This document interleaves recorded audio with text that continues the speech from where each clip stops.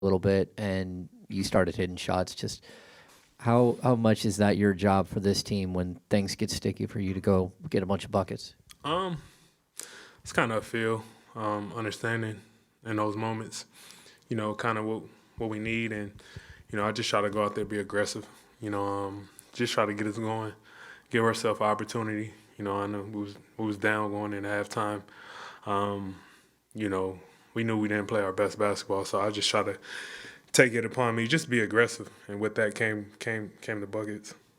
Along those lines, I mean, DeMar, you have moments like that throughout your career. Do you take it upon yourself, or is it a read and react kind of situation? Do you know that your team kind of needs that type of lift? Yeah, it's a little bit of both. You kind of just understand timing, understanding your opportunity. By that time for me, come the second half of games, I kind of got a feel of how they guarding things, what to look for, where to get my shot, where I could be aggressive, who I could attack. Little things by that time of the game. Usually, I kind of wait till the fourth quarter for those moments, but we needed it in that third quarter. DeMar, you've had a lot of battles against Steph Curry over your career. To see the job that both Keegan and Keon in tandem did against him, holding him to just 2 points, 1 of 5 shooting in the second half. What do you make of their defensive effort? I mean, you gotta give them credit, man. Like I said, we all know Steph is the greatest shooter of all time, one of the greatest players of all time.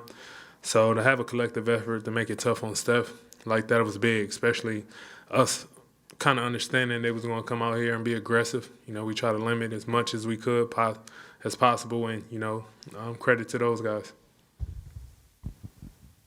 I think a 19-point third quarter is the perfect way to lead by example. But as you're catching fire in a moment like that, are there things that you're also saying to the guys to kind of rile them up?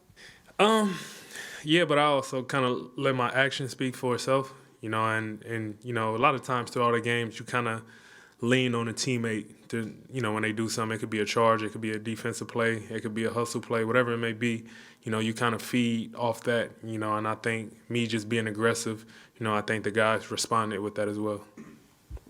DeMar, 2 questions. Number one, just to win games like this, to be on the roll you guys are on, how much does that feed into just the energy and the buy-in and the belief that you guys have right now? I mean, it's everything. Not one moment of the game where we felt like we was down and out. And the especially using that energy here at home, on top of the confidence that the coaching staff give us, and we just go out there and lay it out there on the line. We don't feel like we out of a game at no point. These last couple of weeks. And then looking ahead to this road, schedule like 17 of the next 23. How daunting is that? How much of a challenge, and what's it going to take to kind of keep this rolling? I mean, you look for those moments. I think for me, it's a great character building, a great test for us as a team to go out on the road, bond together, be kind of like, in enemy territory, out our comfort zone, and find a new, side to us that give us that edge to keep pushing.